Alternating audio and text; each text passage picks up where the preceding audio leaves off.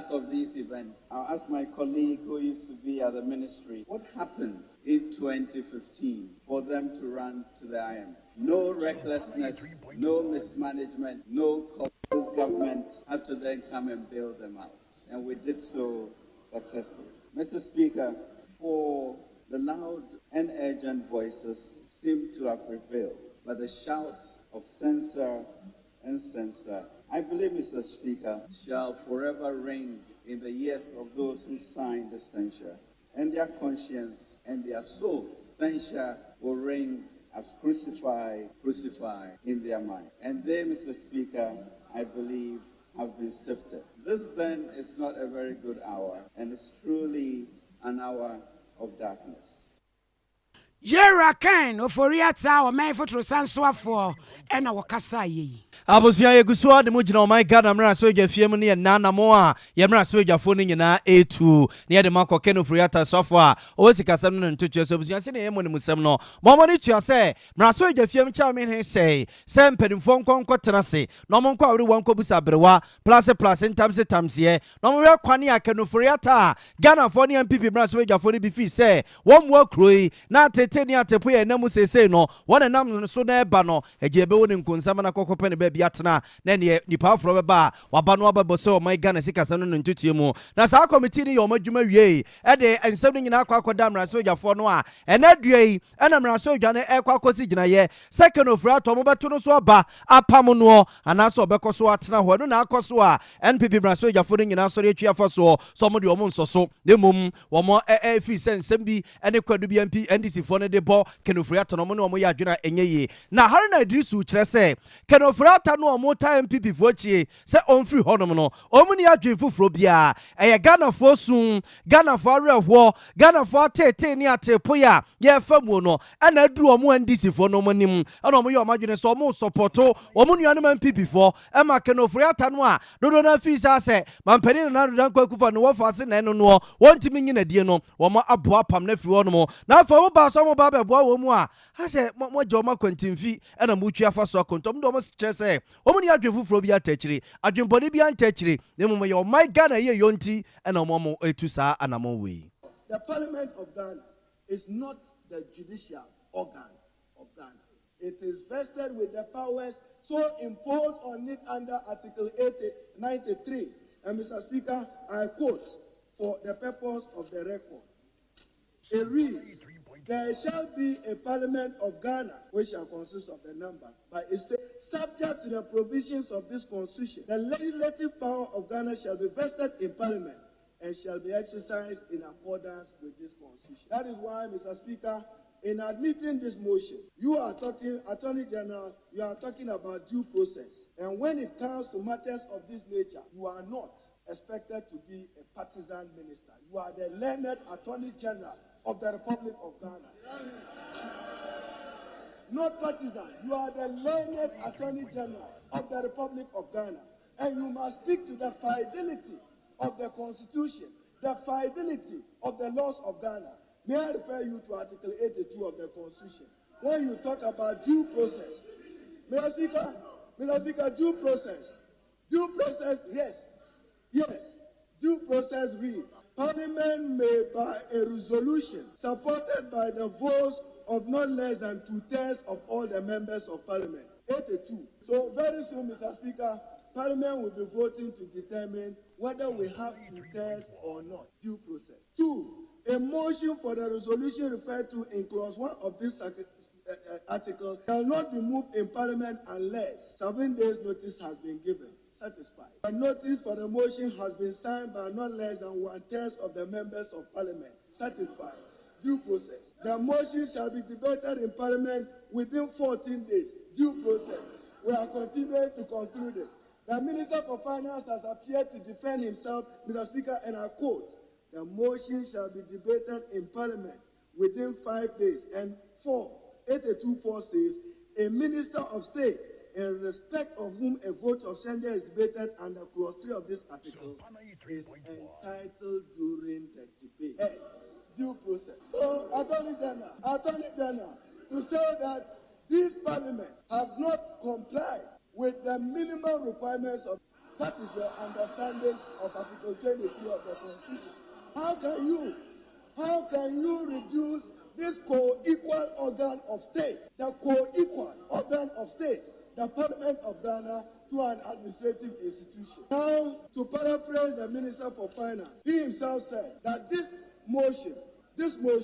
have done this country's democracy some good. I couldn't agree more with you, because this motion, organ of state, the Parliament of Ghana, to an administrative institution, because this motion, Mr. Speaker, will let ministers of President Nana Addo Dankwa sit up and know that there is a watchman called the Parliament of Ghana, that if they are betraying the public trust, are not living to the expectations of the public, they will be held accountable by this August House. That is the good this motion is doing.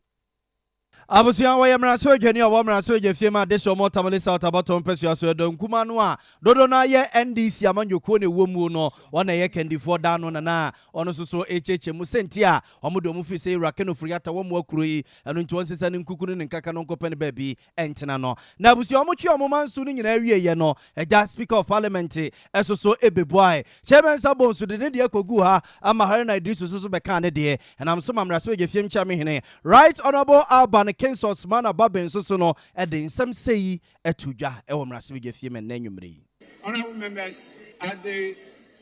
conclusion of the debate, based on Article 1044, which reads, where Parliament is considering a bill to amend the Constitution, or where the voting is in relation to the election or removal of any person under this Constitution, where Parliament is considering a bill to amend the Constitution, or where the voting is in relation to the election or removal of any person under this Constitution or under any other law, voting shall be in secret. That is the constitutional provision. We have had discussion on it, and some doubts have been created as to whether this is removal or not. But what is very clear by our standing orders, Order 108, is very clear. It says a motion for a vote of censure on a minister of state shall be moved in the following manner. And what is relevant here is B. The motion shall be debated in Parliament within 14 days of its receipt by Mr. Speaker, and shall be supported by the votes in secret ballot of not less than 2/3 of all the members of Parliament. And so I proceed to call for a secret ballot. Abusia we amra so agafie mcha me hene right honorable Alban Kensos mana baben yete ne nkan nti omotwe omomanso no ewie ye nyina no MPP de omode ekobo ha NDC de omode ekokogina ha no obuae emomo kokoto aba na abusia MPP for no twifa so sorokoi yentete eche se omokoso eto aba no de kosisi nie ye ne enua ba na ya nkodi nkomo oba ya ama joy na boyen komo emfa one MPP for no twi a wo mu twifa so esoro koye no ye se NDC for no koso ekokoto aba no ekosi sei mini amamenda wasini akwanya wode amami anime na senza motion ye dom kuma no file ni tintintin dibatu mamra se bedwafie sai yemfa gini dibresa nse nei wa ma hochira beto Ghana for so no ebre ne debate no shaase na wo mu bobo hu no emprempren ya me no kasa idie minority senza motion no adinto atiagu esan se numbers no mu hia edie yi oswafo no wo manya na menua ebre speaker of parliament or the question true motion ni so no de di kan no wo hye se wo mu a wo mu force se committee report no wo mu nyintum no ene edom kuma ne jesu se wo mu nyintum na ebre dru si wo mu nyintum na esanse ne dom kase na ye workout ntino eho ye din enu achi eno osan di betu dwa se no minority omusenza motion no ebre results no muto aba omohweye no wo anya numbers no enu ntino motion no antumi anya adwuma oswafo no obekoso adi ne dwuma sane se na ansa na no minua committee report na nkasa wo mo de baaye no ononyafo Katie Hammond de kyerɛ sɛ ɛbra committee ni tena ase na ɔmo hyehyɛ kwadubo ɛdɔm kuma ne de abɔ ɔsɔfo ɔhwɛ esi kasɛm so no ɔmo hu se wɔmo kwadubo no enyinaso bi anim yie nei ɔsɔfo no ebi asɛ watomra ɔse committee ni de kyerɛ sɛ ɔsɔfo ne ntomra bi ayɛ ɛno akyi no ɛdɔm kuma no senza motion no eni nyinaso ɛne mfaso anim enti wɔn committee nankasa no ɔmo antumi anya recommendations bia na sebeda ni nyina ɔmo recommendations so ɛmfansi gyinaeɛ ɛni nti ɔmo yɛ ne tra saa na de bɛto hɔ nanso ɛdɔm kuma no ɔmo gye to mu saa deɛ ɛso ɔmo ni fatem funding na mmom no baabi te sɛ national cathedral baabi a ɔsɔfo no kɔyi ne sika firi yɛ a wɔamagye parliamentary approval ɛmfiri wɔn nkyɛn ɛno akyi no yɛfrɛ ne sɛ inflation yɛ a wɔntumi akɔtu figures ni yie no nanso ɔmo kyerɛ yɛ sɛ even cry committee report na nya funding sa ɔsɔfoɔ no wɔn a nkɔfoɔ ho kyerɛ wɔn enti nka wɔn ɛdɔm kɛseɛ ne support wɔn ɛnɛ ne wɔn nto aba ɛmfa ɛmpam wɔn nanso onyafo sɛ kyerɛ mensa bo nso de kyerɛ sɛ esan sɛ ɛdɔm kuma ne motion no ɛyɛ amanyɔsɛm na yɛ personal attack ne nko adeɛ wɔn support ampa wɔn deɛ sɛ yɔyɔ ɛbrɔ kasa wie no wɔne na abɛdwafo ne nyinaa sɔre APA ɛno nti senza motion yɛabɔ to agu anya adwuma yɛhwɛ ne mu sɛ bi a ɔmampani bɛsi ho gyinaeɛ so ɔbɛpam no anaasɛ wɔmpam no ɔngu so nyɛ n'adwuma menua ɛbrɛ na ɛbɛkyerɛ na yae yiwea no so ema me unse ansa na saa hwan mosi ebeba no na NPP MPs bi edika ye nsantwefo nhyiemu ye ne sekenofriata enko enne saa NPP MPs no ebi ne subi MP ene Asante Achem North and the apia kubinom ena omo ba adwuma uhu omo fro ho no mo ne MPP fo ne so no mo ka ho nyina badwuma but esan se anopa no majority caucus ni hyiaye age to mu say some motion no we no omo support e wo mu so mo persecute oforiata omampani pam ne de nanso esan se some motion we no akoye amanyosem any personal attack say omo attack minister ntino womo de omo nyintuma nei womo de omo hwe ni mu se o made sede omo di to omampani anim no omampani hwe ni wonsi hu gyina by say so omo bekoto aba agina obi asem a wo ka so nei womo de kire say esanse finance minister ononyafo kinoforiata wonya NDC onye NDC ninti ene nei edom kuma na timi enya daje aboni kwadu ehu hia na nsem fata nti omo de omo say king must go but enya kwan we so no obefa to akọ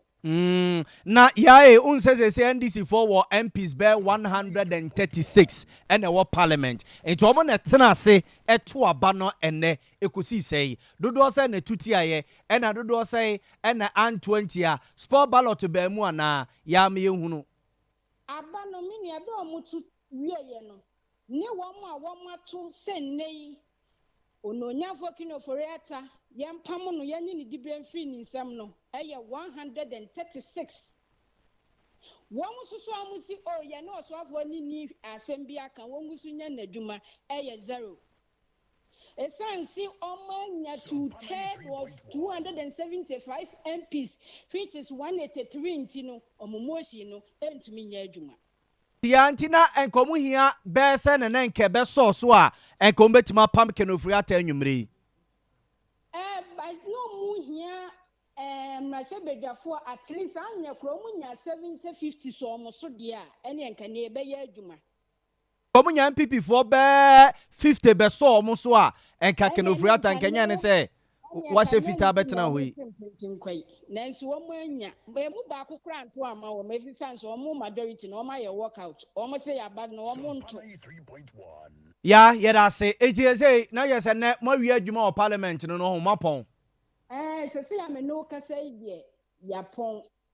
nyame ya adoma o kina nopa wo mbesa betena ase yeda se pa busua yenua ba nana ya ne yekọ ne nchemra se begefie mu a enne anwumre ya ne akoso o parliament eno de abreye no liquefied petroleum gas marketers association wa magana mu eye gas ye di soja yi en wo mo sraban so won we ye o 50% ya wo de ato so na emu odurodo wam se first kilo no ka 6 cd 30 pesos sabre ya pagem de akodu 15 cdc na kire se wodi gu nsane ani a 130% this year nkwa na de abia so na asemi Vice President awodi ekuo nanimu Gabriel Kumi en wo se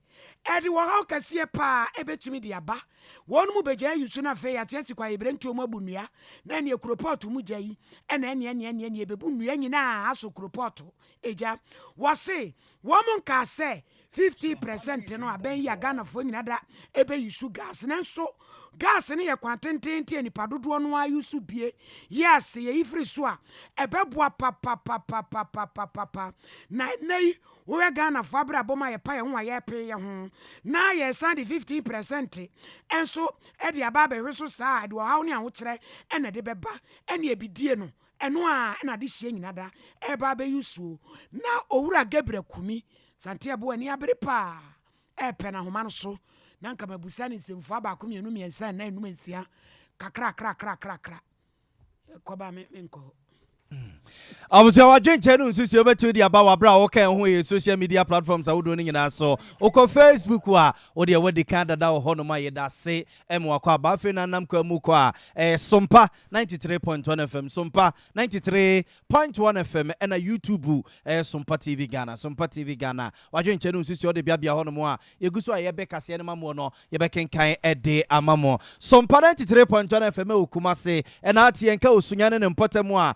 Sompa 98.9 FM sunya ene nkwado yento aso na yemfama enkonsem fufuro Africa Global Road Safety Initiative for eno so matena se afifim aduduma babema hwemu akwakosi akwakohunu accident ahodo a Kumasi abonten so esisie na omo kyerese accident esi wo Kumasi no uyimu du a emunsia esi memenda nwumre no kra no eye no nsia kosi nongotwe amanfo akwa yie na wo makotwetwa bi akwa bie no na yes akwa yensemfo nko akwa ne so be die wusisi a na ebusuane nke ehwese Dr. Richard Ewua ne nsem odi tudwa no yebenya bi ediamamo na ansa na no yenkwa oma no so na yene Dr. Richard Amoakoba enkodie enkomo papa emra bi atwamu na History and Political Science Department ya awakwa men kromasu apon mu no na ye pene kwanche for da no odi ntintima 1PP amanyuku no mu yene nkodi nkomo ne yenkubisa se enne ne yesi wo parliament ya MPP for na ne say omo finance minister enye ena NDC for support wo na fedu say ya baba to aba MPP for na soreko e de asem ne ka e de kire oman yi Dr. Richard Amoakoba ya mo adwomo akwabo megiri sempom ye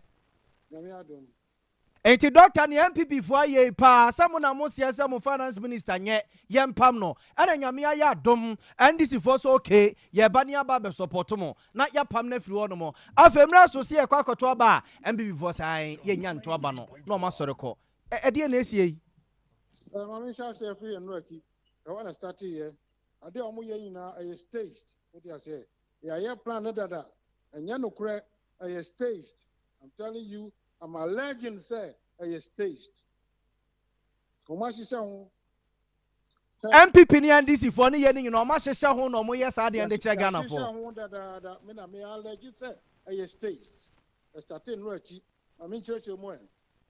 me dey start speaker so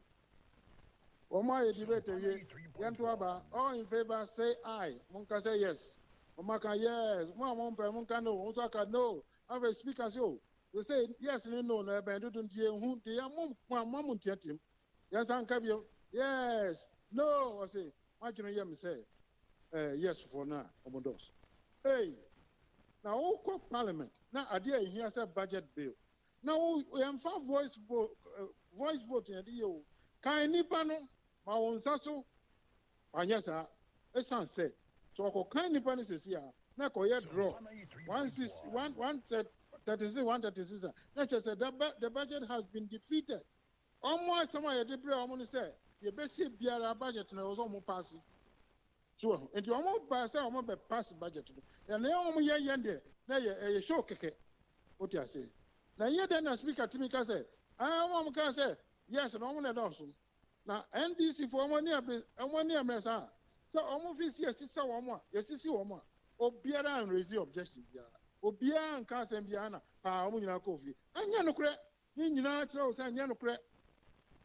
what I say anya no kre na ministro mi kan parliament speaker no ankasa muwaka oso omo je bribe na time bia asem say beba na time kakra wom ema president ni omo be ma omo sika omo nya omo kan na ye vetic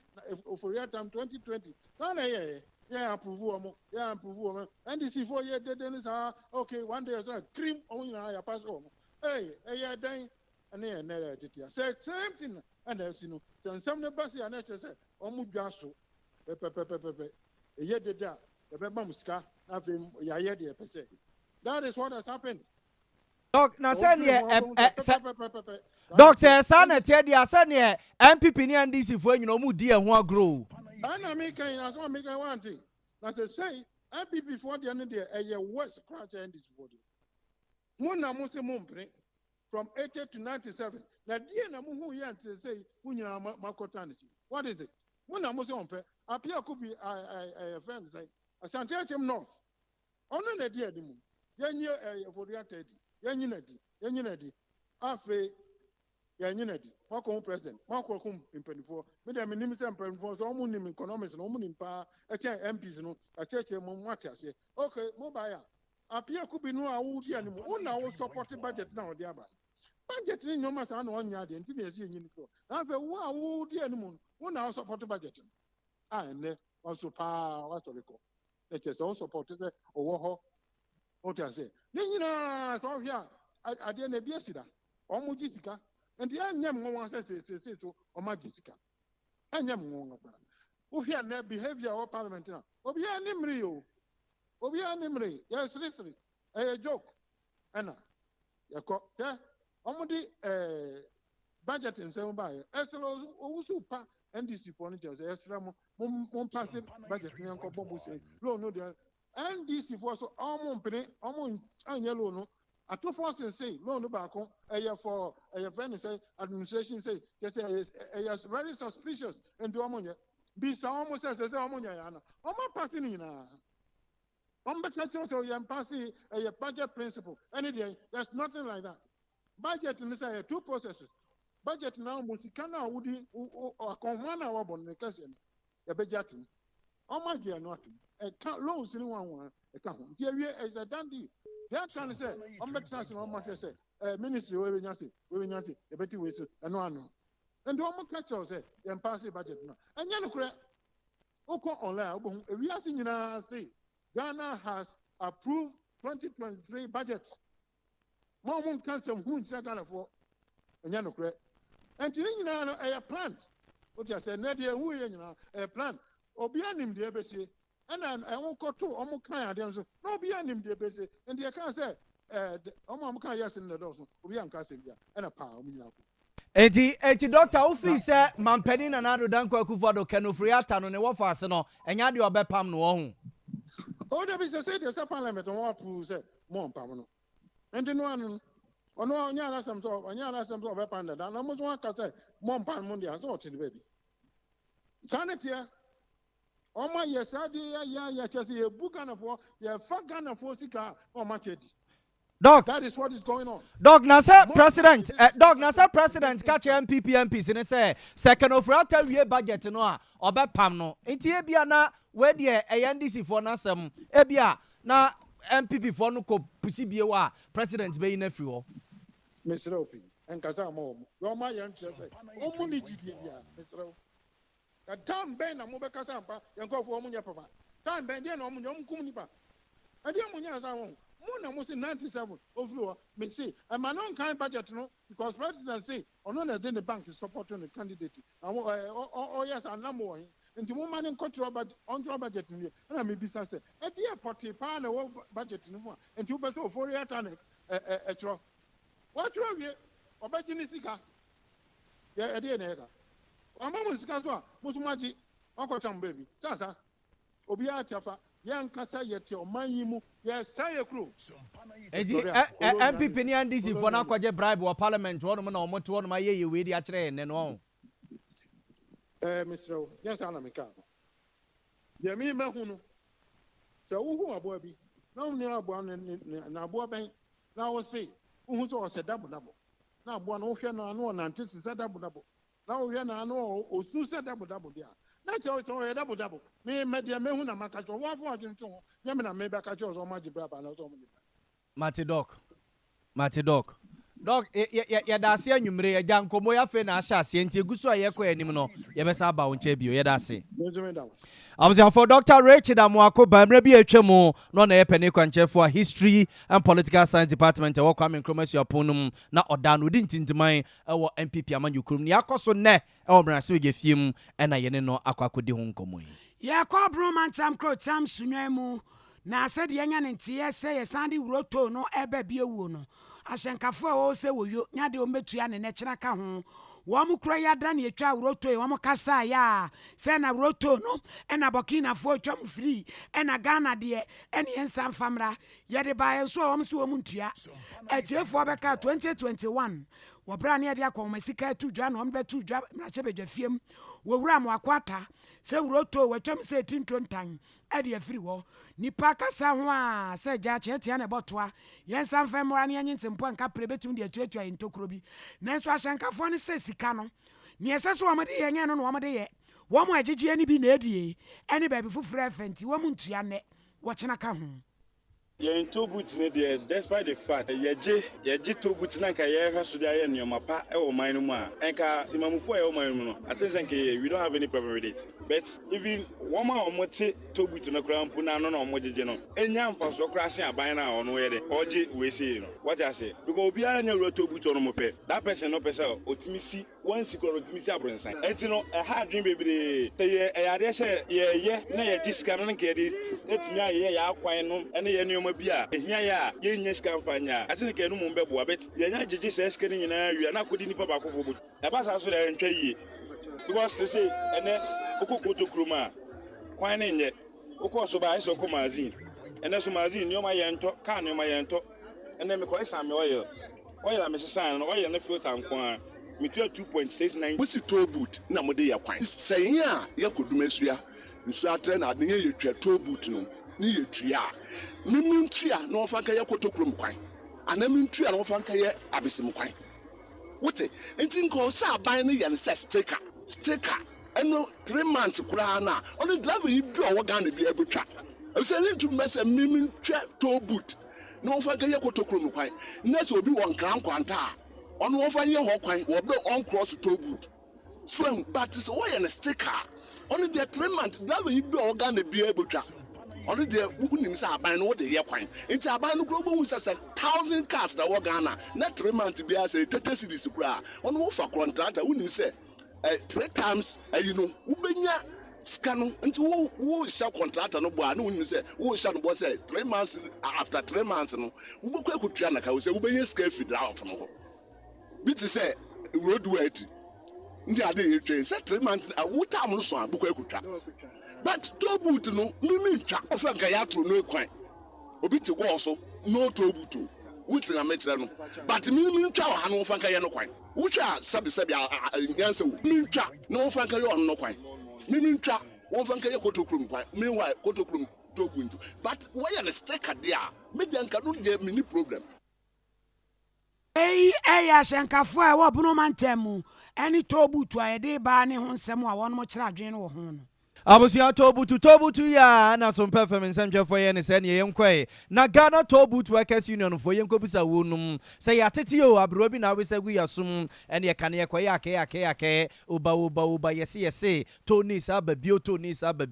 ɛna nano ada soafo a ɔhwɛ ɔman Ghana yakɔntempɔn nsensɛn tokosia makwata ɛkɔyi na no kɔyi ne kasa ɛna to no kra ne yɛtwetwa ne fododo eti sɛ bɛsa baabi Ghana fo ɛne anya adwene sɛ yɛbɛtwetwa 50 pesos ne 1 cedi sɛm yɛbɛtua ne boɔden ɛno na Ghana toll workers for ababonte chese we de so for no dibem Ghana the whole Africa titru ne West Africa say Togo ene Burkina Faso ene Cote d'Ivoire no mu a to na manfo tua no o de beto to Ghana de ho ne wo fom pa eji se mpanifo person mo sa de ba o mo ne aban ya adwene se so pejam a ebeboa amiyeti manya sika e de aye kwan papa e wo mayi mu opani Edward Duncan ene ye twetwofo opani e de ma Ghana Toll Workers Union for to rate na yes e be increase no anka ushemwa honestly speaking no ushemwa ne kwan so ano no but it is long overdue idea anka progressive increment anka was every 2 years via no yedi kakra to so because it is presumed or assume say sika your currency no and rightly so your currency no be na depreciate against the dollar and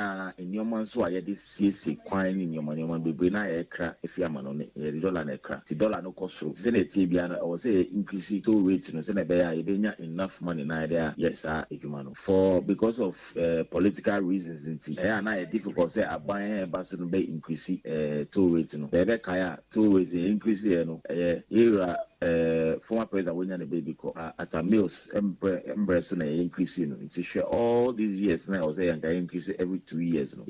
say ye babe increase ya anka ne kwan so no ba ye caution say aban ni hwe ne because the see situation economic hardship I wo mu yi money difficult say among for be accept that increment in sir it was a lot of education so and son as an increment be oba ebeba wo dey compare say na honorable minister Neka wo dey two rates compare other countries in the sub-region yes yeah there is the lowest even in the whole world because we got to go salon cars in your material 10 cedi equivalent to 10 cedi 15 cedis we got Burkina trailer down for big drive trailer Burkina would do 100 cedis the equivalent of 100 cedis obitia inti say increasing any kwan so but I was say amount for tiase and I was say increase I share economic hardship na from this year na ye adjustment. Your penny Edward Duncan ye church for penny de Magana to Workers Union for. Yen free mo na fe yemre Ghana Private Road Transport Union for na eka say de ne yati petrol isu amana ba form na ke nyina ye bompa ye se ko mehu ade hye mobo na nka omso hyentuade ya apagya mu kunta self tansa ye betue ko mate so na so omse ne om nte so ne ene om ate so kyena baabi omu gira no ana omu gira se de nyina nim no ene om beka se ne se purpose bo aye den pa de ama wonum ka akoba nso egu ase nso bo aye den ti se Ghana ni bi hwe kwan se ba bete hyentuade so de alalan na Deputy National Communication Director de ma GPRTU Samuel Amoa eno ne nsentwefo atwetwe nkomo nkran wode saa asem ne de ato won manim se ne ombete so de a agi se petrol no aba fom wa na jama bedru 5 cities ansa no matete so na Sompa ene National Communication Director Deputy atwetwe nkomo ebusebusa ne mu no se o ensem ne bi wo a enya no kore dodo no a ye kan de gu wo no so nanso wo mo de wo mo watwen yem se yete so a wo mo so ebe ye hu bibi and Namframu said, Timamu sharing Misanka, GPRQ, and Ashanka for a better cash into Adia. So, Nadia Woman said, if the Fango on Atia Babeduno, in room Pempensua, SSC and Suatia cash into Adia. So, Nina said, ye want to say, and the choir, ye first one, ye the two, ye cash into Adia. So, and the coins for ye the cash into Adia. So, ye to make a bra corporate 20%, now ye 20%, Nafango Bonnie, 11.25. A Pejan Munka Kanga, ye to move and prembe. Akoya could do 1599. Na ebedu sabre na near see a cocoa print to one near Cosrese, Nanke 40% increment. And on that at the end of the double 19. 19, the cry share other things near Canonania, the Ebon and Shu Musa, and the Pejatico 23 cities. Sabria ye Kase, at you say at Titson Kakaka at the Abidina 1899. That moment in room Pempensua SSC at so. And at the same time, so no Fango one and no quantity the only component I use to say a passe. Transport fare reviewer. There was spare parts, your lubricant, and your taxes. Minimum say crap on the 1st January insurance phone so add to insurance move by 30%. Sanya may count near the year calculation and say ya to air transport fare. So what price number from Kakra? And so cost spare parts marketer. Spare parts said the attorney say baby a page the Muakudune one at Sujina. Oil near the one at Sujina. Taxes the Cramo Sandy be as a babacamu. 80 baby a 4 not tia baby doing see a tis Laura Fenus see I idea behind and ya bit my eman. And into the years, the next pricing window, the expect Senka, a Bessia Papa Kakra, Abedube 15 cities a later. Say to me, through the leadership of GPR to Betnas, no my issue. Now, almost what check other component, me a check the percentage SCS yet in the chief issue. And Monsieur Baby, and ya dear bit not friends.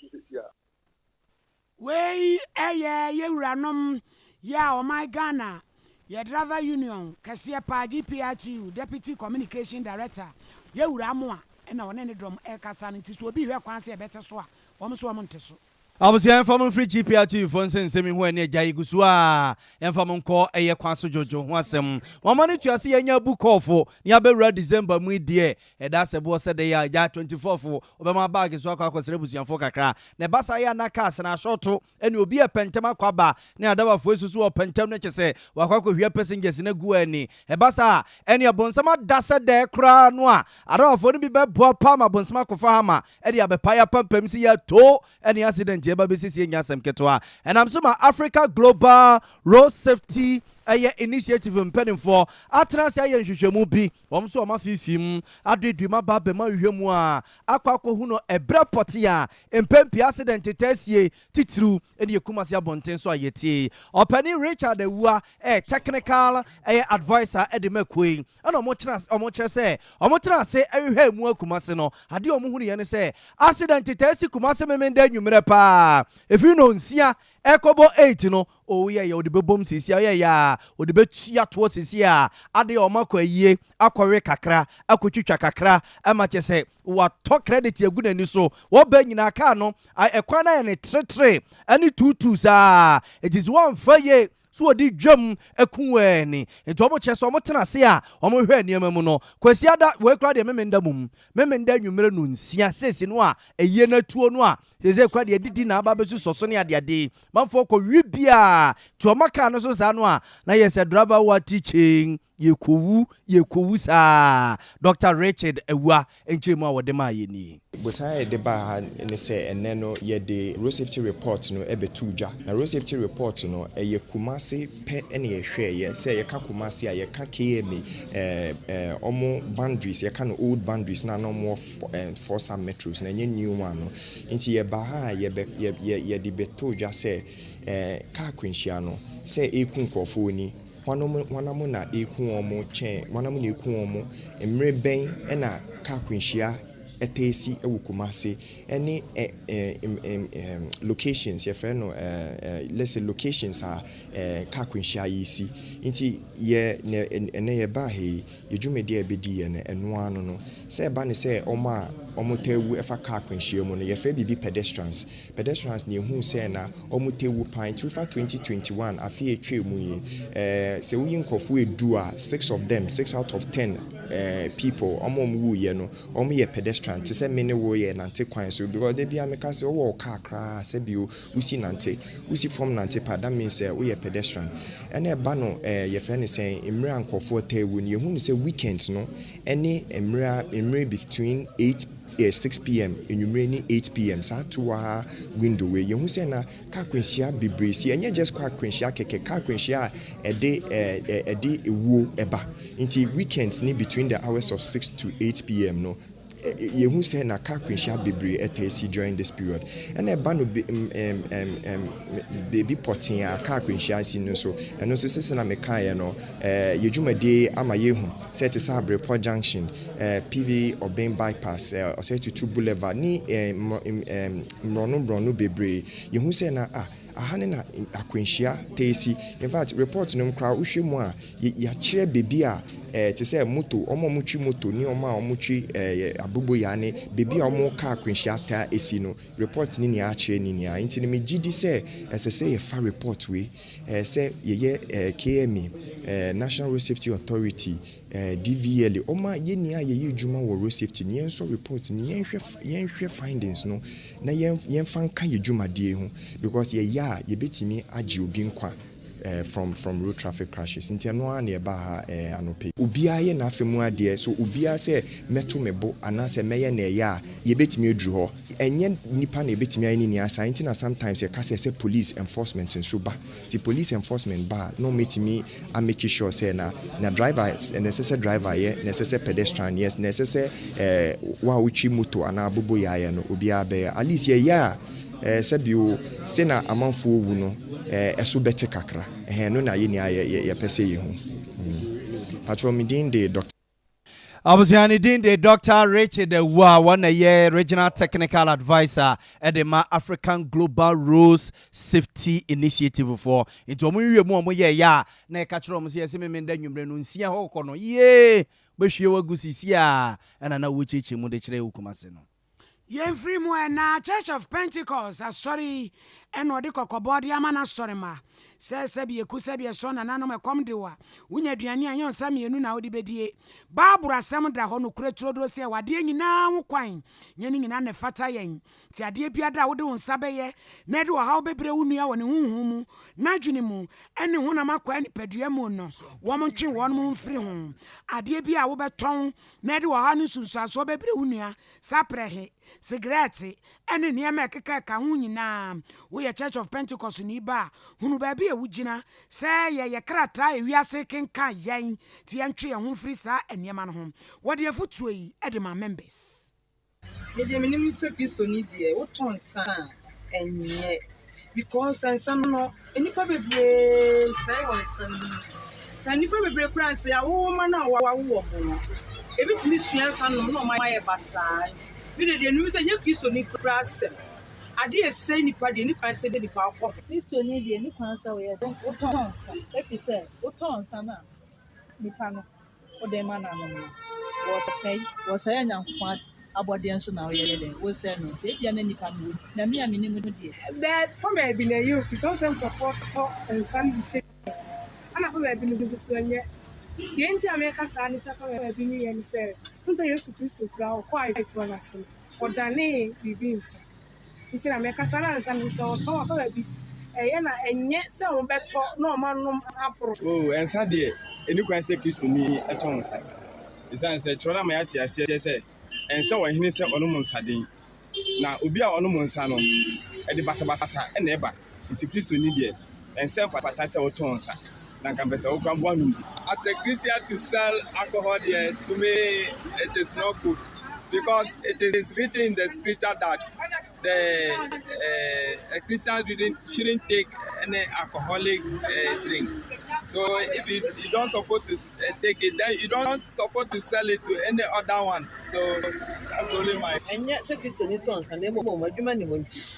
Your father said, no, mamma, but you have a party and can yet. I am some sense. I'm some from party and can you many. Only any at your boom. And your own from Sarah. But you mean once from Coco and Sanya Bonnet. Now, you also need Sabian near for me. Oh, some more. The meaning of this will need you. So we need my on pay so yummy. When I go by, let's talk another pass round. And the other one, chance said, walk upon some move. Go and some idea, a sign idea, a sign idea, a sign saying impact. It will kiss to near in found whom you will sell before Sadia. The Bible has a someone saying Sunday and yet because Nipa woman's an old one so what they German habits me at that one say. It as a Christian dear. And if I saw upon some will be Benham Cran or yes, I am an hour. It says so many high way any chaka. It's your tune a year. Way any pebby as some panny one to drink come off fire and sanum and saturn. Na Right Reverend Bafa Samweje, Methodist Bishop of Wase, and Sujina Chrono Suchiremu, said your Christopher see a boy a bra, Efa and Sanomini Asabro, said your Chrono Capafa. No question is a who have Babu Triansa and Sabro, one Sabro pet, wire bonnet. And Tinek say, a dear no ya, so we yen a bear bondia. Neka say you can't say, oh, quaco so a dear no more wire bonnet. The Seminoma bonenas are also Tommy, like I also wire bonnet. Majiri says, what the one sap poison, as a be a DDT, Sebia, no sap can't keep where be to catch them as well, but on try, because when the poison do come with the Inti and some of so book away Bonintino, Naka say Miss Odo Sapoka and our papa, Akasabia Mabo, Senipa, woman the Chaleda for. And also may no memo Bunamo, when you have also no Obua one, Janos Valenta. What is it? Papa said, some no, and yet, dear, let us net tons so, and you problem, maybe a doctor recommended, said that on fat beer on no beer. I yet I say one, but then be an DNA.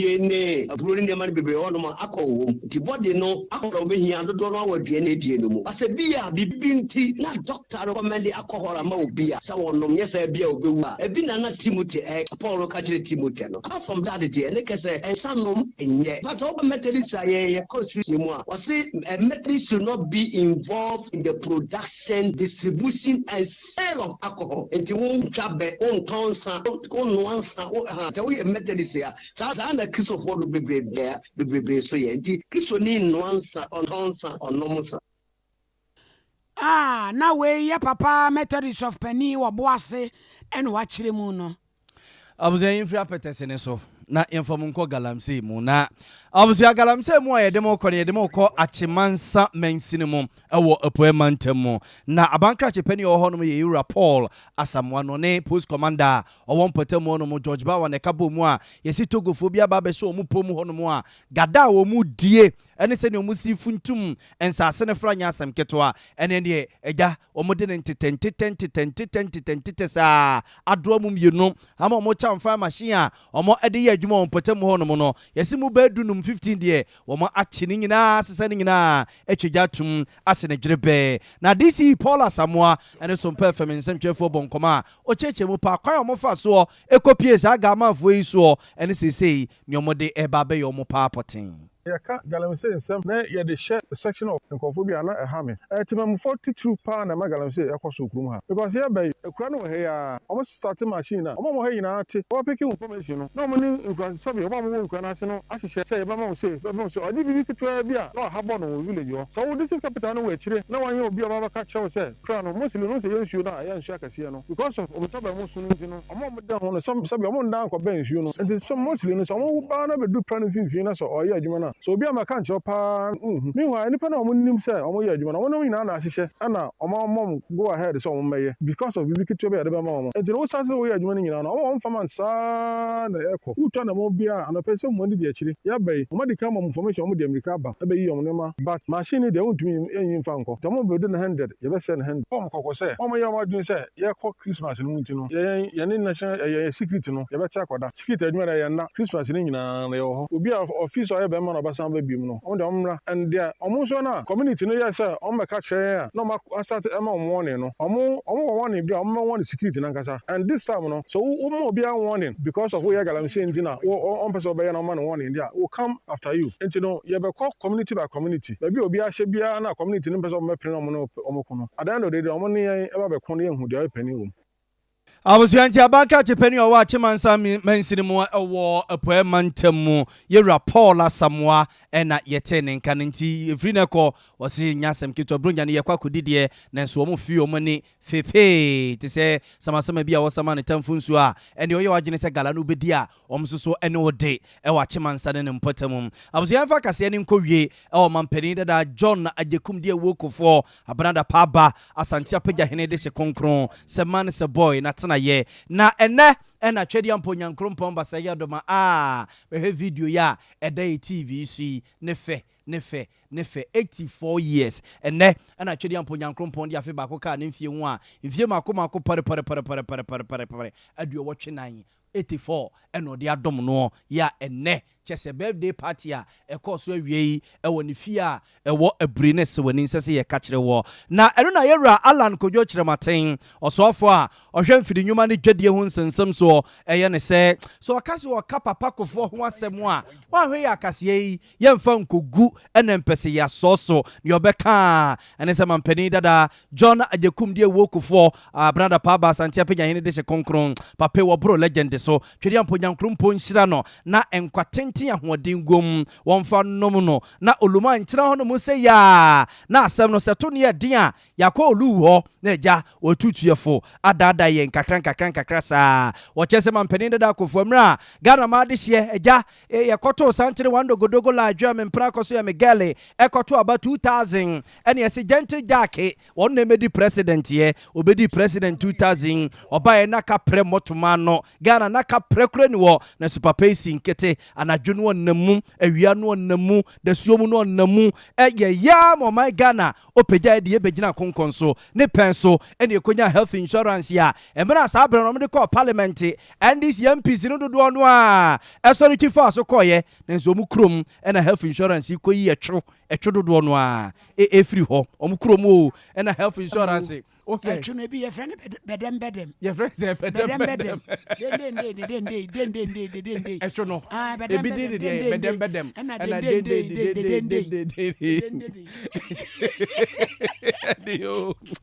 Abjafo diera ala kojo che Martin wo chese mampani na da kofo de Ghana yenhia na yewu uyi health insurance ya ka wansem to nchane a free maternal health care mampani na da kofo penso eno ye ne se ema akwa awo so se ni bia bai na oba so okwa awo so a sika wanya entua anto hospital wonti no na wakaya asabia ho nyame amfa kwa mukura no a na ofiri mu enti ebasa na ya akwa hadwene na egu oman na nimu ase eno nti wakaka nani a Queen Elizabeth ye maame Nyankopon fa okra nsie wate ko ne naso ko suguru naso ema antilizi malizi gitum twakakra de magana seje na abata na omunsom na eje omumfa enkrokra ne mamu kakra eno anso na okofa ayikofo baase ayi metro masterance so begu mu na ya tu din kofo ba sabre no he mpanimfo he panintoto no wa che school uniform ade ya se school kwala afra yo muntu SK frinti panintoto a wo kwa adwuma na wa che school uniform si ya na wa pe ba bi agina na oro no ho na wa che na adwuma atade na wa ko ni nyina ye lorry for betua ntia o papa kofo adama e na okofa eye metro masterance te de ba ye eno so nkonkoda edu ba bi na kyese ne mamu odren ade ma abatan no enkoda ikotuku a ye sika ma wonum eti na ose school fee din ba papa kofo kaka nani a de tibu bomu a ni abrofo yi ko ha nani pochopochi egu omo so no motam sika keji ko ne fa ko hwe ukro no na ode ban no so omumfa no aduane e man kwada ni ni wo suku mum eno so boy man kwada na ja mama ni dada ni bie ne nti omuntimi nko school no omunyina so wo sho twe bewi ate so wo twe atwe nkranta kwanta ene man pan hwe nom ni ade ade nom nyina omunyina kugu classroom ekosua ade koti aboa koti enim nyansa nom nyina omunyina koi ekokosua ade enti papa lanche mate kire se so akase wo di papa kofo no wadi ne ho adanse a wan hwe akase ye mfa nkugu enti waka ene se Nyankopon enkwa tenten ahoden wom en won fa no molumai no nkoso antena se na afi bia odi ne birthday a ye nyina yakọ ne se ya se ne ne olumai a shefita na ne breast kerchief no wo chim ne se dia se na ha no wa hwe ne chei oludi obo papa wanya mereda ai enti esi yegina eye Sompa management ne mpanimfo nyina namu yama papa kofo happy birthday Yakopon winshira na 84 so no kra no say 70 no de ma yen abroswa dioso enum na nkaja wasoso na so papa na koma penti 84 and still counting ogusua ya what was so ku an kasim omla mekan wo mekan sem oti wonum ye kan news ana toto bo ba park ye nya koka pe wo maame Aquaristes St Andrews square for ni hu a ena igo kuku ana ohini ni wa ne den mo ba kuku ano na no ba na ne saba St Andrews square St Peter's Basilica St Andrews square for no ya musu kuku ano we ya se amose mo ba ba po me no mo ba no na no ba na ne sanso mra na no ba bu no na se puro papa perimu se o ka so be bu no se kwa o ka che ma ye wa nyina dure Boa mana yadi aseda madofo nyina ye maame ana amofa St Peter's Basilica no haja trouble ene kwa sole ne dofo pa no nyina ye Aquaristes ene ni ku na wotwede dado nyina ho o mako akodi ni fefefe wo se oni bibia me woka nyina ne se aseda nkuto no de madofo nyina titu ni asore ma ya mana ye fe pa nti onam enu Mary so Anthony ne abofo no aka ni nyina so edi aside obo for my credit on koro my own omu nyina ka on Anthony me maami bi Anthony no ko room I I can say ama ade aye bo ho mpae de nyame ye ma me kwa komunim na Anthony anim Anthony anim sa Anthony si broto to ba komunim na Anthony anim e to da mu nyina amase ni sham papa babusuafo yɛde wobɛsi asante ɛboa Benedict rankasa ne sɛmufo pani kukua Veronica Jando ne ho ne ntoma ne fɛ ofira yi ase ntoma mea me pie sɛ akosua Somu Elizabeth wasɔre kɔ ɛna fe nana kwabra kɛse ɛfɛ gye wa akosua gye wa boss baby ya Grace ɛne adɔfo nyinaa mfididɛm ɛnɛ nana yɛ w'anim bɔ adwuma brother Aki papa ni any school fees Godfred David any one mɛka ho nyinaa ɛbɛbɔ adwuma yɛ sorry deɛ Piken Swaba DJ Rocky so bebo adwan enne yesi enne asem mpenipa enyasem ketwa nyasem ketwa nsem ofosuo na pamfo nde ba no enne wantie bia ebe ha me papa ti yenye bre sa Beneza o say sa Beneza be ye odifo kukwa papa